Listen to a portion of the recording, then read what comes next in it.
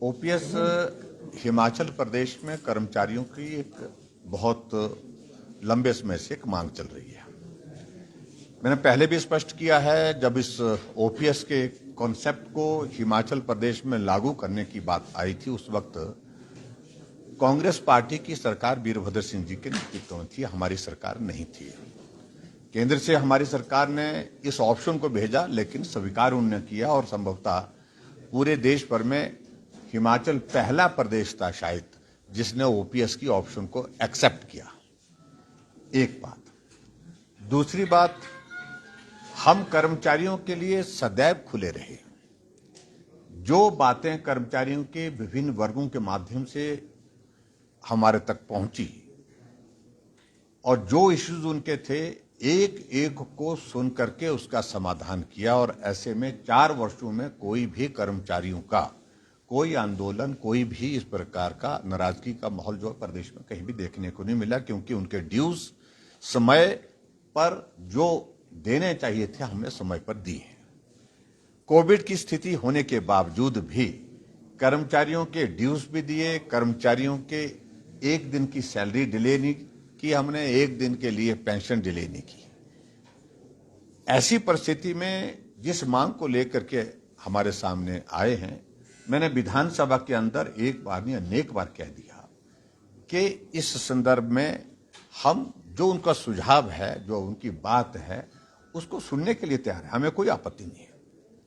और हमने समाधान क्या हो सकता है उसके लिए उनकी ओर से आग्रह आया था कि एक कमेटी कॉन्स्टिट्यूट की जाए। वो कमेटी हमने चीफ सेक्रेटरी की अध्यक्षता में कॉन्स्टिट्यूट की है।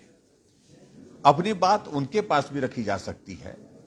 और आज जब आंदोलन के लिए उन्होंने कॉल दिया है तो हमने कहा कि आप आए हैं, आपका स्वागत है, आप अपनी बात को लेकर के जो बात कहनी है वो कहिए, लेकिन 10-15 प्रतिनिधि जो आपके प्रमुख हैं, जो आना चाहते हैं, वो आए, बात करें।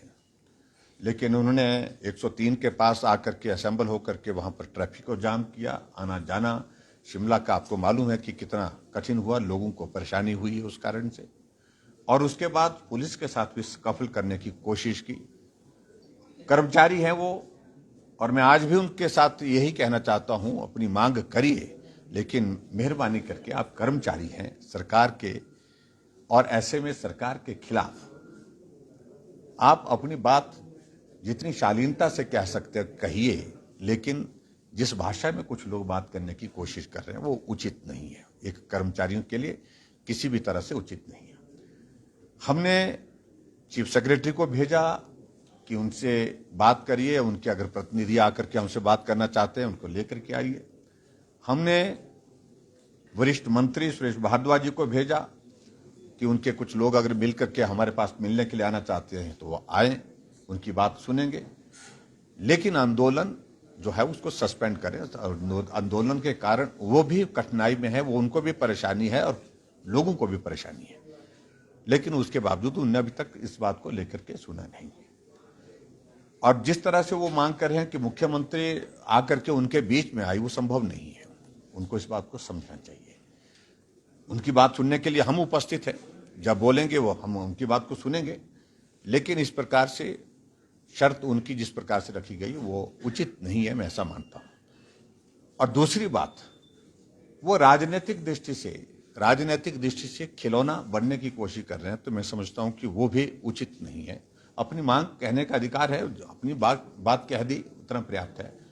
और इसके बाद फिर मैं अंत में एक बार अपील कर रहा हूं आप सबके माध्यम से कि अपने जो प्रतिनिधि उनके हैं, उन प्रतिनिधि के साथ बात करने में हमको कोई भी कठिनाई नहीं है, लेकिन ये संभव नहीं है कि हम जाकर के वहाँ लोगों के बीच में जाकर के कोई बात करें। वो आना चाहते हैं, वो आएँ, अपनी बात कहें। और मेरा उनसे इसी बात को लेकर के सिर्फ इतना कहना है कि शांति प्रिय ढंग से सारी चीज़ों को वो देखें और कहीं भी किसी को उनकी वजह से परेशानी नहीं होनी चाहिए और किसी और की वजह से भी परेशानी नहीं होनी चाहिए। कानून व्यवस्था को सहयोग करें, इस तरह मैं अपील करता हूं। सर, आज जो स्थिति आज बिगड़ी है सर, लगता नहीं कि इंटेलिजेंस फेल्योर है?